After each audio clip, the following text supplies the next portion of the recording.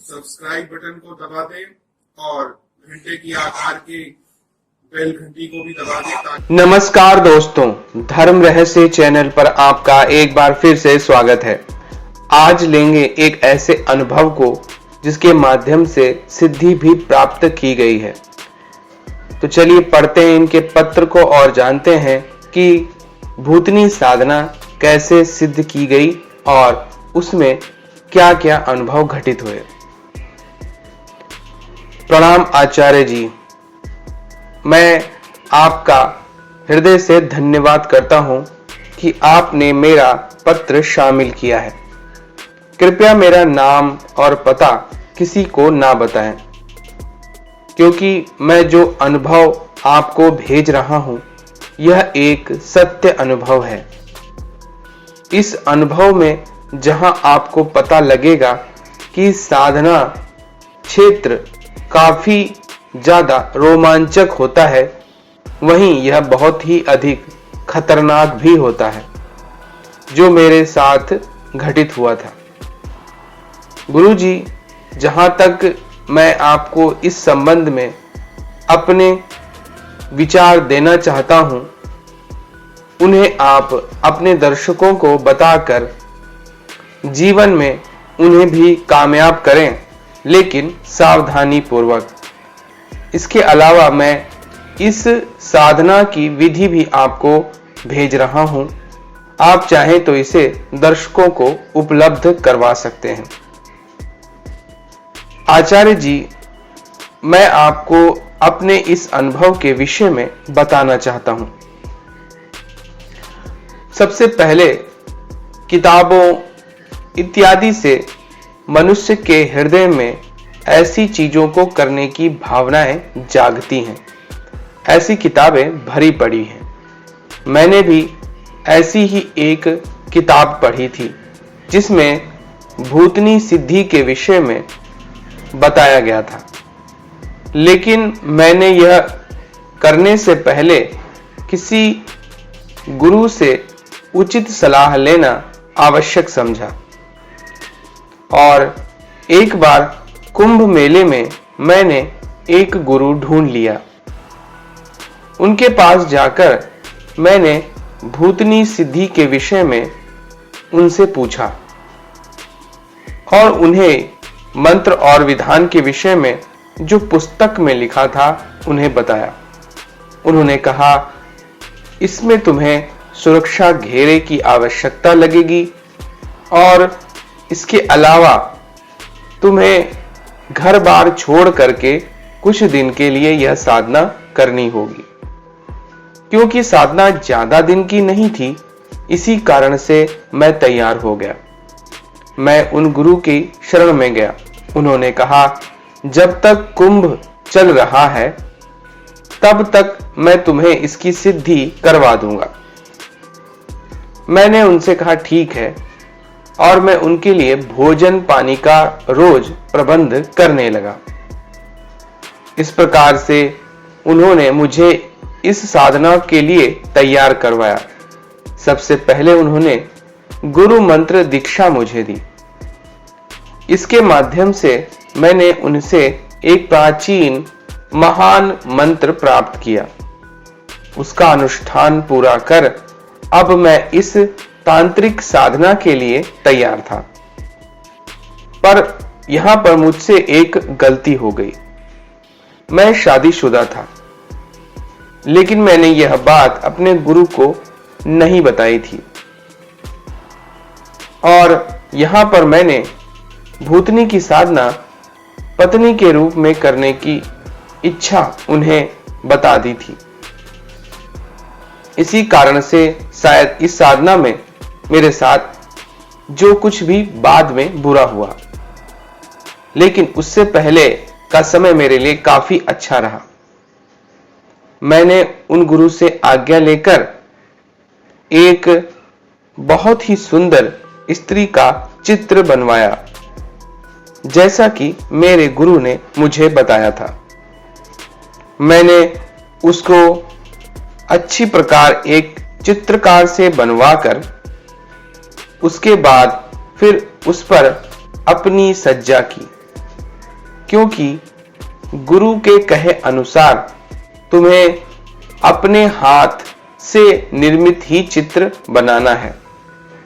इसी कारण से मैंने उसके ऊपर अपनी लाइनें फेरनी शुरू कर दी। मेरे गुरु भी यह देखकर काफी प्रसन्न हुए।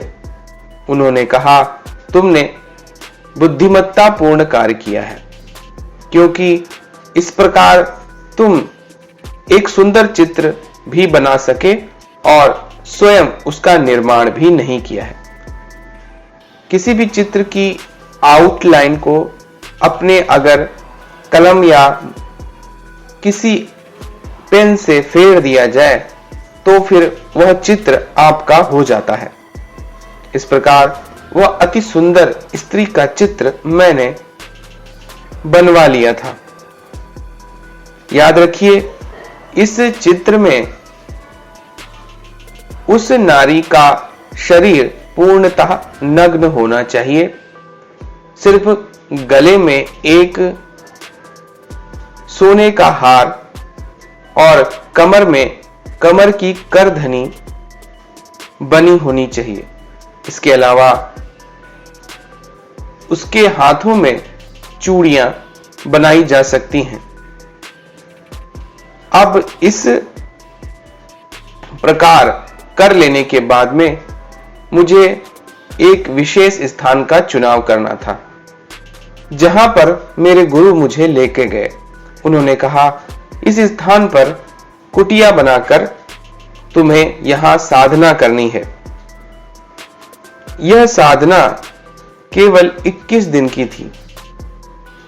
इन 21 दिनों में मुझे जन संपर्क शून्य होना था, क्योंकि साधनाओं में किसी और का वहां पर उपस्थित होना सबसे अधिक साधना को कमजोर कर देता है।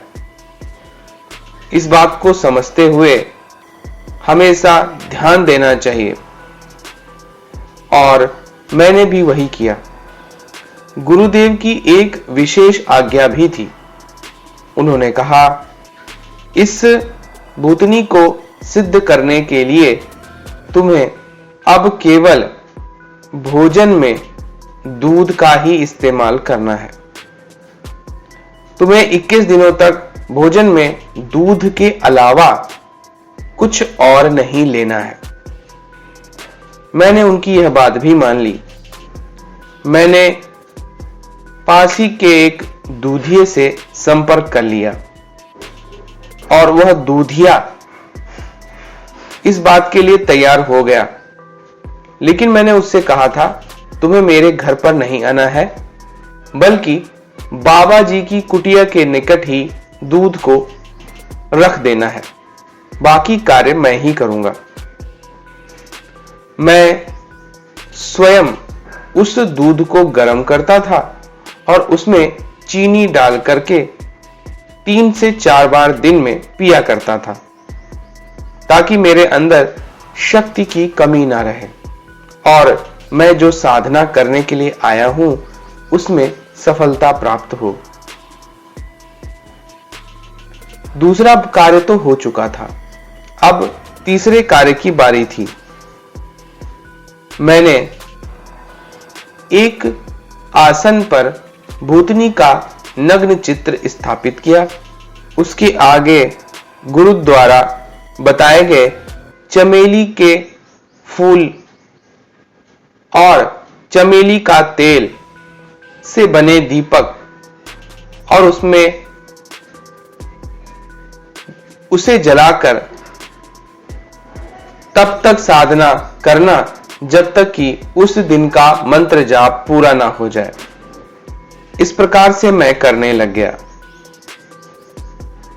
मैं लगभग 10 दिन की साधना कर चुका था। अचानक से एक दिन रात्रि के समय साधना के वक्त पायलों की झनकार मुझे चारों तरफ से आने लगी। मैं समझ गया कि अवश्य ही यह भूतनी ही है, और जो अब जल्दी ही मेरे पास आने वाली है। मैं अपनी साधना में लीन रहा। जिस स्थान पर मैं साधना करता था उसी के ही बगल में मैं जमीन पर बिछौना बिछाकर सो जाता था। उस दिन लगभग जब साधना के 10 दिन हो चुके थे, मैं जब सोया अचानक से ही मेरे कंधे पर किसी के स्पर्श का एहसास मुझे हुआ। मैंने आंखें बंद रखी और वह स्पर्श मेरे पूरे शरीर में अब होने लगा। कोई अपनी उंगलियां मेरे शरीर पर फिरा रहा था।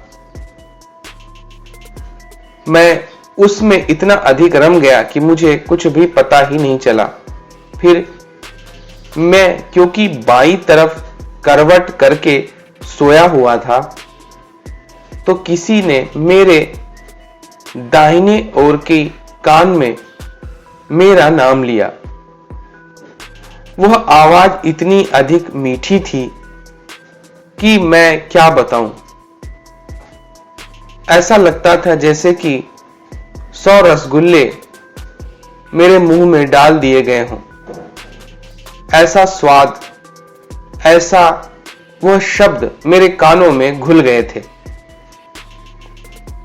और दाहिने गाल पे किसी ने मेरे हल्के से चुंबन किया और अचानक से ही मेरी नींद खुल गई।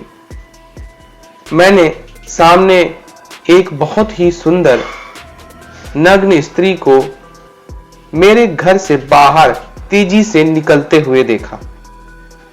उसे देखकर मैं आश्चर्य में आ गया था। अभी तक मैंने सोचा कि यह तो एक सपना था, पर खुली आंखों से किसी स्त्री को भागते हुए देखना बहुत ही अधिक रोमांचकारी होता है।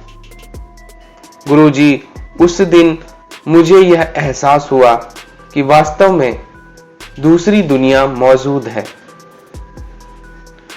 मैं केवल उसके ख्यालों में इसी प्रकार खोया रहता कि जब मैं साधना करता तो भी उसके अलावा कुछ और नहीं सोचता था। गुरुजी का कहना था कि ध्यान उसी का ही लगातार होना चाहिए जब तक कि उसकी सिद्धि ना हो जाए।